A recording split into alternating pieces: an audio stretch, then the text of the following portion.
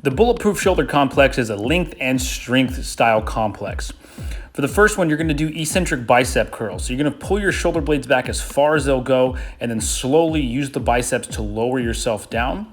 You'll apply pressure into the rings to pull yourself back up. Now you'll notice my feet are staggered, so you're going to let that lead leg kind of help push you back up, generally speaking, because the arms will not be strong enough to bring you back up into that top position. So again, kind of balance out between that front leg helping you and the biceps actually pulling you up. Now when you're doing this, you want to keep your elbows as high as possible throughout without the shoulder blades popping forward. So the shoulder blades stay back, the elbows stay high the entire time. Here's another angle that you can kind of take a look at.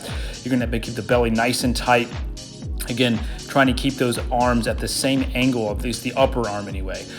Keeping those elbows nice and high throughout the entire motion. Nice and slow, controlled down, maintaining tension throughout the entire motion.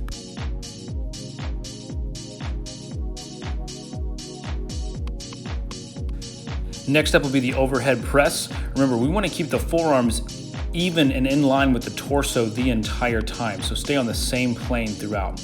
Make sure you choose an angle that's appropriate for your strength level and be able to maintain tension throughout the entire motion. Also, want to be very careful that we're not letting the arms dip back.